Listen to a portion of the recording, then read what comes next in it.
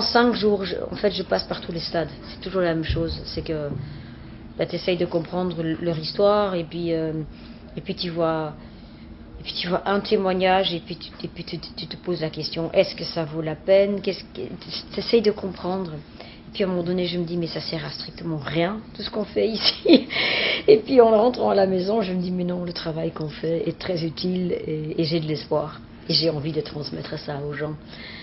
C'est par exemple quand on a vu cet endroit où on déminait, c'était dans le sud. On nous a expliqué, mais c'est comme si on était presque à l'université, comment il fallait faire pour déminer un terrain. Et c'était intéressant de justement vraiment comprendre comment ils procédaient.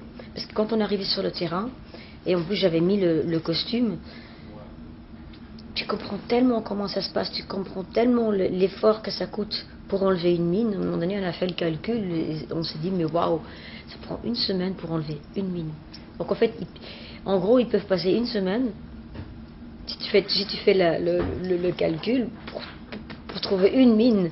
Donc comment garder cette motivation chez ces démineurs? Ils vont 6 semaines sur place, ils rentrent 2 semaines à la maison, toute l'année. Donc ça veut dire qu'il y aura toutes les fêtes de Noël, d'anniversaire. Donc pour moi, c'est des héros. Et puis le processus est tellement méticuleux. Il y a rarement des accidents, mais tout simplement parce que ils sont tellement méticuleux dans leur travail.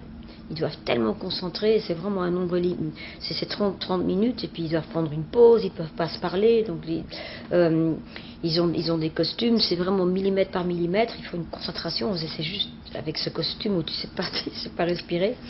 Et à un moment donné, je me suis dit, mais attends, une mine par semaine, est-ce que c'est pas un travail qui sert à rien? Et puis je me suis dit, j'ai compris, parce qu'on en a tous parlé, et puis on s'est dit, mais non, en fait, ce qui compte, ce n'est pas le nombre de mines qu'on enlève, mais c'est le nombre de mètres carrés que tu peux garantir aux gens que ce terrain est de nouveau safe, que les gens, toute une population, tout un village, ils peuvent récupérer ces terrains pour de nouveau le cultiver, pour pouvoir de nouveau vivre, pour vendre ce qu'ils ont fait pousser. Et c'est ça qui compte. C'est pour ça que ce travail de déminage est important. Il y a une prise de conscience, il y a une nouvelle politique qui est comment dire, il y a un autre comportement par rapport aux mines antipersonnelles. Il y en a beaucoup moins qu'avant. Donc, je veux toujours rester positive et voir qu'on va toujours vers le devant. Et je pense qu'il faut continuer à rendre les gens conscients. Et puis rendre conscients de... Je dis ça en règle générale, mais je pense que il y a cette mission, si c'est important de dire, écoute, franchement, la Colombie en vaut la peine. C'est pas parce que c'est plus loin que de la maison qu'Ukraine et que ça paraît moins urgent qu'une crise en Ukraine, et c'est humain. On est toujours plus affecté par quelque chose qui est récent et qui est tout près de la maison. Mais ça vaut la peine de soutenir cette cause. Et puis, je pense que c'est aussi, pour moi, en tout cas, une occasion pour de nouveau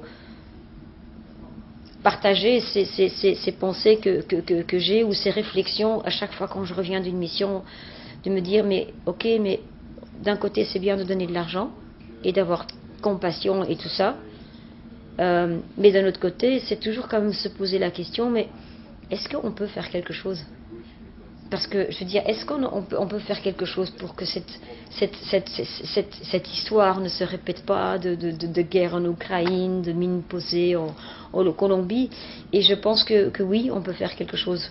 Et ça ne veut pas dire qu'il faut tous les jours se taper en se disant, bah, il faut que j'arrête de vivre et il faut que je sois malheureux parce qu'ils sont malheureux là-bas. Je pense que déjà la prise de conscience qu'on est tous interconnectés, je pense qu'il faut à un moment donné, j'espère que l'éducation chez nous, elle va évoluer, qu'on apprend aux enfants qu'on n'est pas seul sur cette planète et que chaque action qu'on a, elle a un effet sur l'autre. Et je pense que à côté d'un cours de mathématiques, c'est important d'apprendre ça aux enfants, de prendre notre rôle de citoyen du monde, et que ce soit pour l'environnement, que pour